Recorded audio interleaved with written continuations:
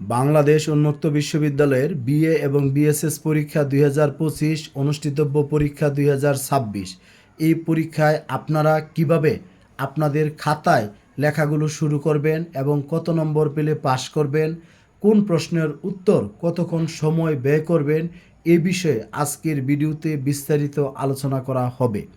তবে ভিডিও শুরু করার আগে আমি আমার সকল শিক্ষার্থীদেরকে বলবো, আপনারা পরীক্ষার হলে প্রবেশ করার আগে একবার হলো আপনারা আমার এই কথাগুলো শুনবেন, দেখবেন পরীক্ষার হলে গুরুত্বপূর্ণ সময়ে আপনারা সঠিক সিদ্ধান্ত নিতে পারবেন।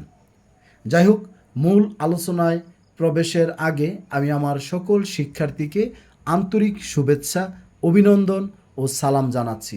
আসসালামু আলাইকুম। এখানে শিক্ষার্থী, আমি মূল পয়েন্টে চলে যাব। আপনারা যখন পরীক্ষার হলে যাবেন, আপনাদের পরীক্ষার হলে আপনাদের যে খাতাটা দেওয়া হবে, সেই খাতা ধরেন এরকম একটা খাতা দেওয়া হবে, খাতার উপরে আপনাদের একটা টপ শিট থাকবে, এরকম একটা টপ শিট থাকবে। সেই টপ শিটটা আপনারা সবাই ফিল আপ করবেন। আমি সংক্ষেপে বলছি, আবুল কালাম ক্যাপিটাল লেটারে নাম লিখেছি, বিএ বিএসএস পরীক্ষা 2025, প্রোগ্রাম কোড সকল বেসের জন্য আমরা 30 লিখব, তারপরে যার যার শিক্ষার্থী আইডি নম্বর লিখব, আর প্রশ্নপত্র কোডটা লিখব, মানে কোশ্চেন কোডটা আমরা লিখব। এটা সাধারণত আমাদের যে অ্যাডমিট কার্ড আমরা সেখানে আমরা পাবো। এই যে আমাদের অ্যাডমিট কার্ডের মধ্যে যে কোশ্চেন কোডটা দেওয়া আছে সেটা আমরা লিখব। কারণ একাধিক সাবজেক্টের কোশ্চেন কোড এক হতে পারে না, সেই জন্য একটা 1301, 1302, 1303, 1304 এইভাবে বিষয়গুলো এখানে থাকবে। সেটা যদি আপনারা না বুঝে থাকেন, আপনারা আমার আগের ভিডিওটা দেখবেন, তাহলে কিন্তু শিক্ষার্থীরা আপনারা সকল তথ্য পাবেন। 1301, 1302, 1303, 1304 এইভাবে আপনাদের প্রশ্নপত্র কোডগুলো আপনারা পেয়ে যাবেন। যাই হোক, এটা আপনাদের পূরণ করা হলো। পূরণ করার পরে আপনাদের খাতার এই টপশিটের পরে এরকম একটা সারফেস থাকবে, যেই সারফেসটার মধ্যে আপনাদের এই অংশটা লেখা থাকবে যে বাংলাদেশ উন্মুক্ত বিশ্ববিদ্যালয়। তারপর অতিরিক্ত খাতা, এই শব্দটা শুধু থাকবে না, এটা তো অতিরিক্ত খাতা, জাস্ট পরীক্ষার্থী কর্তৃক পূরণীয়। তখন আপনারা লিখবেন বিএ এবং বিএসএস পরীক্ষা 2025, বিষয় বা কোর্সের নাম বাংলা ভাষা 1 বা বাংলা ভাষা 2 বা ইংরেজি বা ইসলামিক স্টাডিজ 2 এই বা রাষ্ট্রবিজ্ঞান 2, এই বিষয়গুলোর নাম লিখবেন। সেমিস্টার বা বর্ষ, সেটা যদি প্রথম সেমিস্টারের বিষয় সেটা প্রথম লিখবেন, দ্বিতীয় সেমিস্টার হলে দ্বিতীয় লিখবেন। এই বিষয়গুলো আপনারা এখানে দেখেন, আমি আপনাদেরকে দেখাচ্ছি কোন বিষয়টা কোন সেমিস্টারের স্পষ্ট এখানে উল্লেখ রয়েছে। যেমন এটা চতুর্থ সেমিস্টার, এটা তৃতীয় সেমিস্টার, এইভাবে বিষয়গুলো আপনারা লিখবেন। তারপরে প্রশ্নপত্র কোডটা আপনারা লিখবেন, এটার মধ্যে আপনার টিক চিহ্ন দিয়ে দিতে পারেন যে প্রশ্নপত্র কোডটা আপনি এখানে লিখেছেন। এরপর আমরা পরীক্ষার তারিখটা লিখব, তারপরে সকাল না বিকাল সেই অংশটা আমরা এখানে লিখব। লিখার পরে আমাদের লেখা থাকবে এ স্থান থেকে লেখা আরম্ভ করতে হবে, তার মানে এই জায়গা থেকেই আমাদেরকে লিখতে হবে। সেই জন্য এখন আমি আপনাদেরকে দেখাবো যে কিভাবে আমরা আমাদের লেখাগুলো লিখব। যেমন ধরেন আমি এখানে আমার এই বিষয়টার মধ্যে খাতার মধ্যে আমি এইভাবে মার্জিন করেছি, আপনারাও চেষ্টা করবেন এইভাবে মার্জিনটা করার জন্য। কারণ পরীক্ষার সৌন্দর্য অনেকটাই মার্জিনের উপর নির্ভর করে। সেই জন্য প্রথম পেজটা দেখতে পাচ্ছেন আমি কিভাবে মার্জিনটা করেছি। এই উপরের সম্পূর্ণ অংশটা দাগ দিয়েছি, তারপরে এখান থেকে এইভাবে অংশটা দাগ দেওয়া হয়েছে। এরপরে দেখেন প্রত্যেকটা পেজে আপনার উপর থেকে মানে বাম থেকে ডান দিকে, তারপর শিক্ষার্থী উপর থেকে নিচ দিকে আমরা মার্জিন করেছি। এই পাশে দেখেন যে আপনার বাম থেকে ডান দিকে, তারপরে উপর থেকে নিচ দিক পর্যন্ত, নিচ পর্যন্ত আমরা মার্জিন করেছি। এইভাবে আপনাদের সম্পূর্ণ খাতাটা যখন আপনাদের 15 মিনিট আগে দেওয়া হবে, আপনারা সম্পূর্ণ খাতাটা সবাই মার্জিন করবেন। এখন আসেন যে আপনাদের পাস নম্বর কত। আপনারা যখন পরীক্ষা দিবেন, আমি আপনাদেরকে বলি বিএ বিএসএসে আপনাদের 2-3টা বিষয় বুঝতে হবে। যে আমাদের বড় প্রশ্ন থাকবে আপনার, খেয়াল করেছেন যে এখানে দেখেন ক বিভাগ রচনামূলক প্রশ্ন থাকবে, 8টা প্রশ্ন থাকবে, সেখান থেকে আপনাকে 4টা প্রশ্নের উত্তর লিখতে হবে, 4×20=80। আবার খ বিভাগ সংক্ষিপ্ত প্রশ্ন উত্তর সংক্ষিপ্ত প্রশ্ন, যাক এখানে আপনার 8টা প্রশ্ন থাকবে 9 থেকে 16 পর্যন্ত, আপনি এখান থেকে 4টা প্রশ্নের উত্তর দিবেন। এই ছিল আপনার এই প্রশ্নের বিষয়টা। তারপর যেমন ধরেন আমরা আরেকটা বিষয় যদি এখানে দেখাই আমি আপনাদের, ইসলামিক স্টাডিজ 2, যেটা এই পরীক্ষাটা আপনাদের শুরুর দিন হবে, আপনি দেখতে পারবেন যে বড় প্রশ্ন 8টা লিখতে হবে 4টা, ছোট প্রশ্ন 8টা লিখতে হবে 4টা।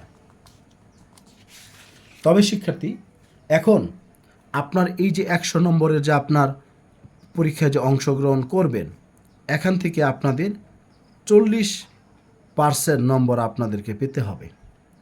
তার মানে এখানে আমি আপনাদেরকে বলবো যে আপনারা যদি 40 যদি পান, তাহলে শিক্ষার্থী আপনারা পাস করবেন। কারণ বিএ বিএসএস বা অনার্স পর্যায়ে 40 নম্বর হলো পাস। তাহলে বলবেন যে স্যার আমাদের তো এটা সকল সাবজেক্ট, এটা আপনার এই ইংলিশ ল্যাঙ্গুয়েজ স্কিল, তারপরে আপনার বাংলা ভাষা 1, তারপর শিক্ষার্থী আপনার এখানে ইসলামিক স্টাডিজ 2 সহ উন্মুক্ত বিশ্ববিদ্যালয়ে আপনারা আমাদের এই রুটিন অনুযায়ী যতগুলো পরীক্ষায় অংশগ্রহণ করবেন, সবগুলো পরীক্ষায় আপনাদের পাস নম্বর হলো আপনার 40। তার মানে বুঝে গেলেন যে 40 নম্বর হলো আপনাদের পাস মার্ক।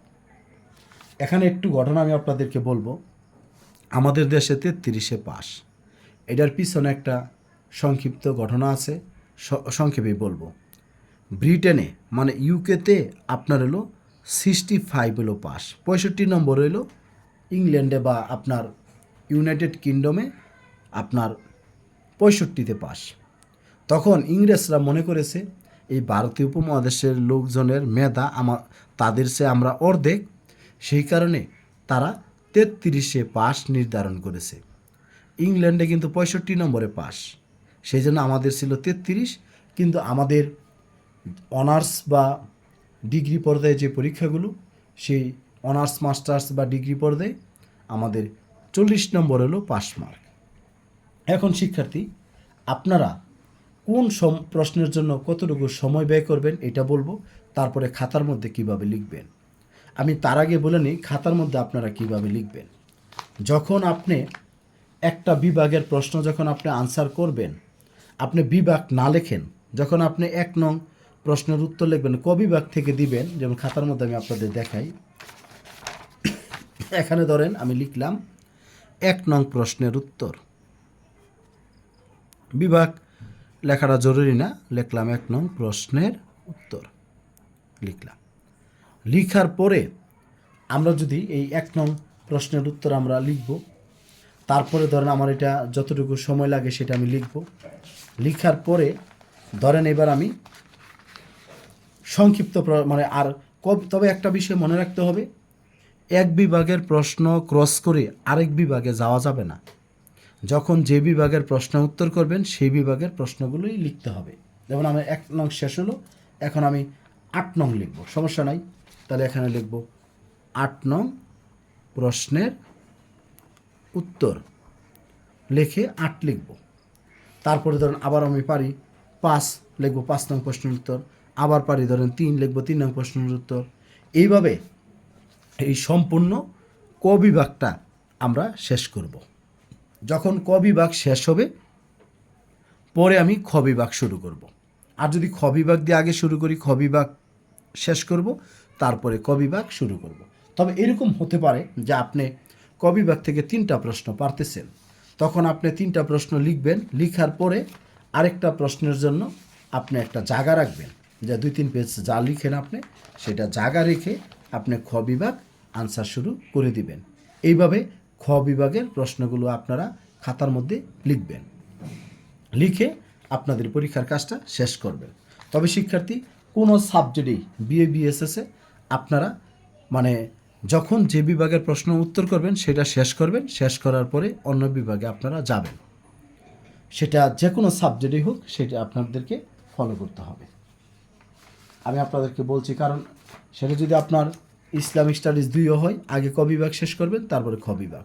কোনো কারণে একটা প্রশ্ন না পারলে সেটার জন্য জায়গা রাখবেন, পরে খ বিভাগ লিখবেন, পরে আবার মনে পড়লে সেই জায়গায় আপনি এটা লেখার চেষ্টা করবেন। এখন শিক্ষার্থী, এই কাজগুলো করার পরে যখন আপনাকে মূল খাতাটা দেওয়া হবে, এই খাতাটা আপনি লেখা শেষ করবেন।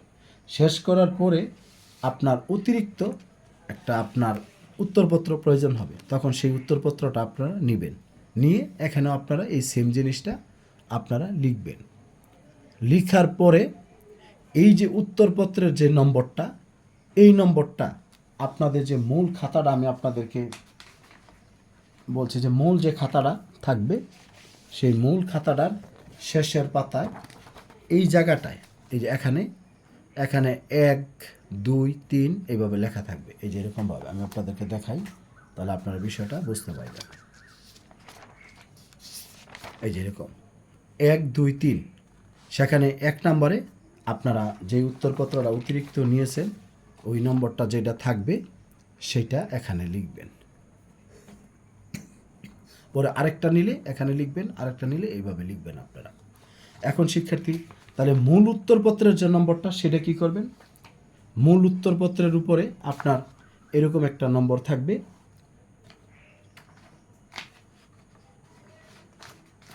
বা এই যে এরকম একটা নম্বর, উন্মুক্ত বিশ্ববিদ্যালয় এরকম একটা নম্বর থাকবে, সেটা আমাদের যে অ্যাটেন্ডেন্স শিটটা থাকবে, সেই অ্যাটেন্ডেন্স শিটে আমরা লিখব। এই যে এখানে ডেট বসাবো, সেটা আমি আগের ভিডিওতে বলেছি, তারপর আবার দেখাচ্ছি, যে আমরা তারিখ 21/8/2026 9 AM অথবা 2 PM প্রথম সেমিস্টার এগুলো লেখা থাকবে। শুধু টপ শিট নাম্বারটা এখানে উঠাবো, এই যে এখানে এই নাম্বারটা উঠাবেন, তারপর এখানে স্বাক্ষর দিবেন। তবে শিক্ষার্থী, টপ শিট নাম্বার উঠানো আর স্বাক্ষর দেওয়া যদি ভুল করেন, তাহলে আপনার সবই ভুল, সেই জন্য আপনারা এই জায়গাটা আপনারা খেয়াল করবেন। এখন শিক্ষার্থী, অনেক কথা বলেছি, এখন আমি আপনাদেরকে সময়ের বন্টনটা দেখায় আমি ভিডিওটা শেষ করব। সময়ের বন্টনটা আমরা কিভাবে করব সেই বিষয়টা আমি আপনাদেরকে বলছি। আপনারা যখন পরীক্ষা দিতে যাবেন, আপনাকে 4টা বড় প্রশ্নের উত্তর করতে হবে, 4টা ছোট প্রশ্নের উত্তর করতে হবে। আপনারা চাইলে এক একটা বড় প্রশ্নে 35 মিনিট করে সময় দিতে পারেন। 4 35, 35 দুগুণে 70, 70 দুগুণে 140, কারণ আপনার টোটাল পরীক্ষাটা হবে 180 মিনিট, 3 ঘন্টা। আর আপনার 4টা প্রশ্ন এখানে 10 মিনিট করে হলো 40 মিনিট, তাই 180 মিনিটের আপনি একটা প্রস্তুতি নিতে পারেন। তার মানে প্রত্যেকটা প্রশ্ন আপনি 35 মিনিট করে বড় প্রশ্নগুলো লিখবেন, 4 35 হলো 140 মিনিট, আর আপনার এখানে হবে এখানে 4 10 40 মিনিট, এই 180 মিনিটের একটা প্রস্তুতি আপনি নিতে পারেন। আর যদি পেজের হিসাব করেন, সেটা আপনারা এই শুধু ওই 35 মিনিট সময় যতটুকু লিখতে পারেন, ততটুকুর মধ্যে আপনারা সীমাবদ্ধ থাকবেন। আসলে শিক্ষার্থী, অনেক কিছু বলার থাকে, তারপর শিক্ষার্থী হয়তো আপনারা মনে করতে পারেন যে স্যার আপনি বেশি কথা বলেছেন, আপনাদের কাছে মনে হইতে পারে, কিন্তু আমার এই দীর্ঘ 20 বছরের অভিজ্ঞতায় আমি আপনাদের বলছি, ভাবি শিক্ষার্থীদের সাথে কাজ করার, আমি যা যা লক্ষ্য করেছি বা খেয়াল করেছি, সেই বিষয়গুলো আমি আপনাদের সাথে শেয়ার করি। অতিরিক্ত কোনো কিছু করার চেষ্টা করি না। সবাই ভালো থাকবেন, সুস্থ থাকবেন।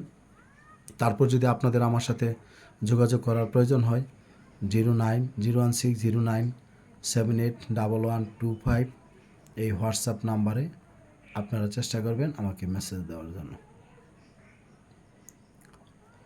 সকলের সুস্বাস্থ্য দীর্ঘায়ু কামনা করে আজকের মতো শেষ করছি। ভালো থাকবেন সবাই, এবং আপনাদের ভালো পরীক্ষা হোক এই প্রত্যাশা রেখে এখানে শেষ করছি। আসসালামু আলাইকুম।